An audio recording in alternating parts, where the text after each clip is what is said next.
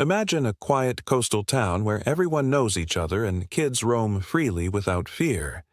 Now picture two teenage girls, full of life, vanishing into the night, stolen from their families, their futures erased in a matter of hours. Their names were Lauren Barry and Nicole Collins, and their story shook Australia to its core. This is the chilling tale of the Bega schoolgirl murders, a crime so brutal it left a community shattered and a nation in disbelief. Stay with me, because you won't believe how this tragedy unfolded. It was October 6, 1997, in Bega, a small, picturesque town on the south coast of New South Wales, Australia. Bega was the kind of place where people left their doors unlocked, where kids rode their bikes to school, and where the biggest worry was what to bring to the next community barbecue. Nestled between rolling green hills and the Pacific Ocean, it was a haven of simplicity and trust. But that sense of safety was about to be shattered forever. Lauren Margaret Barry was 14 years old, a bright, kind-hearted girl with a contagious laugh.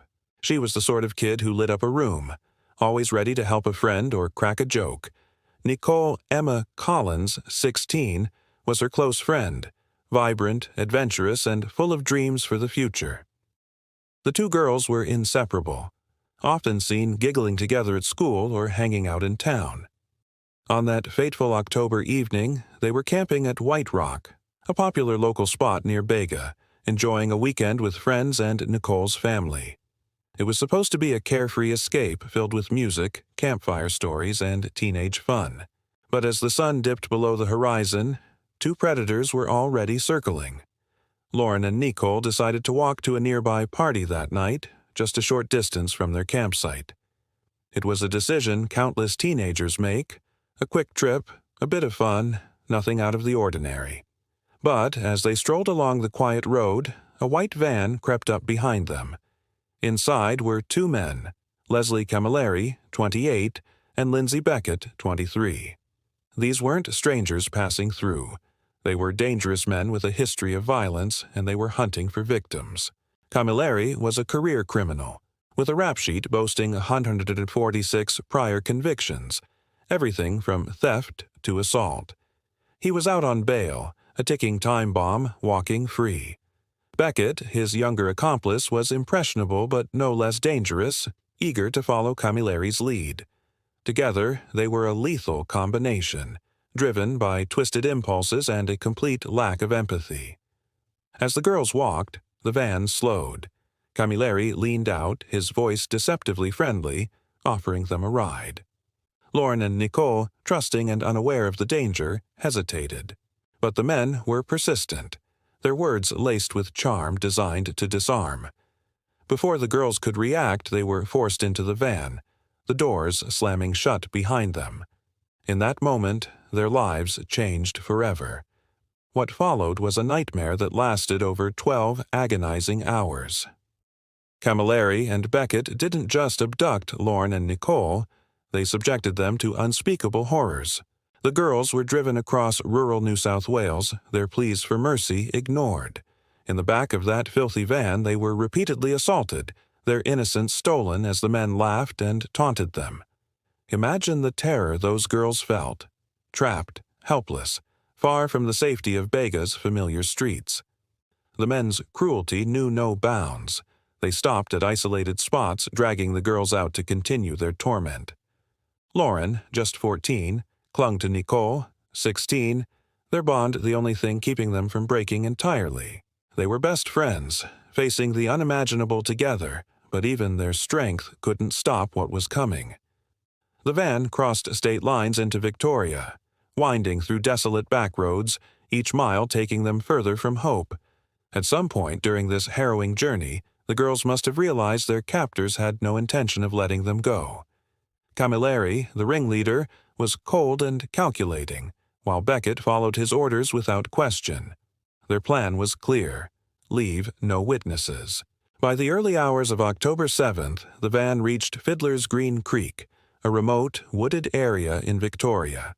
It was here, in the pre-dawn darkness, that the final chapter of this tragedy was written.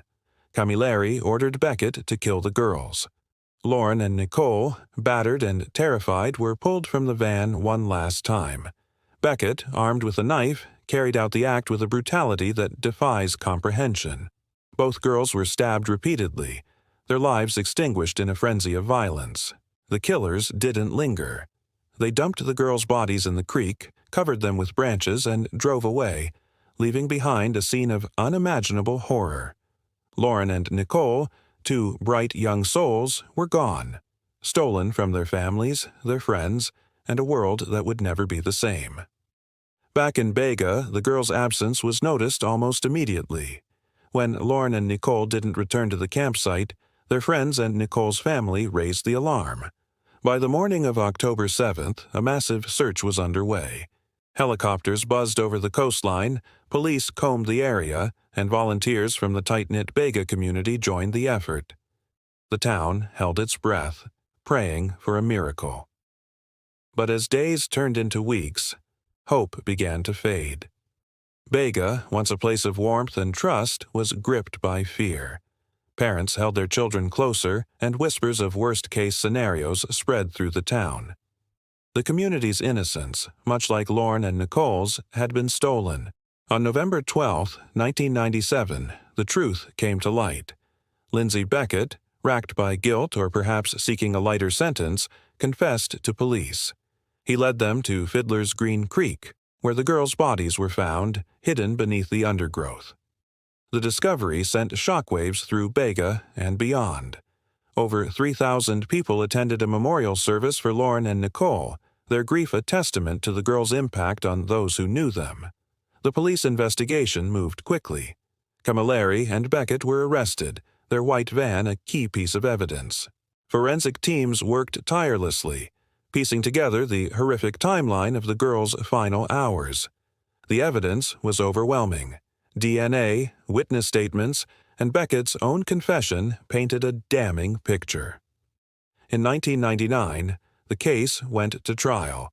The courtroom was packed, with the victims' families enduring every painful detail. Leslie Camilleri, the mastermind, showed no remorse. His history of violence, including his later conviction for the 1992 murder of 13-year-old Prue Bird, revealed a man incapable of change. He was sentenced to 2 life terms without the possibility of parole, a rare punishment in Australia, reserved for the worst of the worst. Lindsay Beckett, who claimed he acted under Camilleri's influence, received a life sentence with a non-parole period of 35 years. He's eligible for parole in 2033, but the families of Lauren and Nicole have vowed to fight any chance of his release. For them, no sentence could ever be enough. The Bega schoolgirl murders left scars that may never heal. For the families of Lauren Barry and Nicole Collins, the pain of losing their daughters is a daily reality. Bega itself changed forever. The town that once felt like a safe haven became a place where trust was hard to come by. Parents no longer let their kids walk alone at night, and the carefree spirit of the community was replaced by a lingering sense of loss. Yet, amidst the tragedy, the memory of Lauren and Nicole lives on. They were more than victims. They were daughters, sisters, friends, and dreamers. Their laughter, their kindness, and their unbreakable bond are what their loved ones hold on to. The community honors them through memorials and quiet moments of reflection, ensuring their names are never forgotten. The story of Lauren Barry and Nicole Collins is a heartbreaking reminder of the evil that can lurk in the shadows, even in the safest of places. It's a call to cherish those we love, to hold them close, and to stay vigilant. If this story touched you, hit that like button, share it with someone who needs to hear it, and subscribe for more true crime stories that shine a light on the cases that matter. Let's keep the memory of Lauren and Nicole alive, and let's keep telling their story. Until next time, stay safe, and thank you for watching.